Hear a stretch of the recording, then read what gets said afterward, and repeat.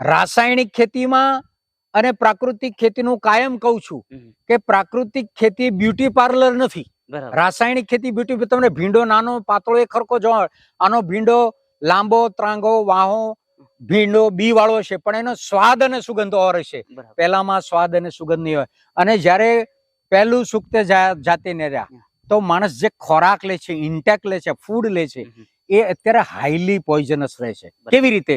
રાસાયણિક ખેતીના DAP urea રાસાયણિક દવાઓ છાંટી પાક પકવે, એની અંદર એ સિસ્ટેમિક ઇન્સેક્ટિસાઇડ, કોન્ટેક્ટ ઇન્સેક્ટિસાઇડ, સ્પર્શી શકાય ચૂસી શકાય એવા જીવાતો હોય એને મારવા દવા નાખી, એ દવા છોડમાં આવે, એની અંદર ફ્રૂટિંગ સિસ્ટમ થાય, શાકભાજી થાય, એ આપણે આરોગીએ તો આપણા શરીરમાં તમામ ઝેરવાળો ખોરાક જાય.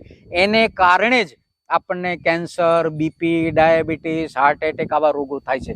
તો મારે આપને સર્વેને એ વિનંતી કરવાની છે કે તમે રાસાયણિક ખાતર વાળું કોઈ પણ દવા છાંટેલું કે કોઈ પણ પ્રકારનું ફૂડ નહીં આરોગો. તમને ઘણીવાર એવું થાય, મારે ઘણા ખેડૂતો એવો પ્રશ્ન કરે કે સાહેબ અમે ગામડામાં રહીએ છીએ, તંદુરસ્ત વાતાવરણ છે, છતાં કેમ રોગ થાય છે?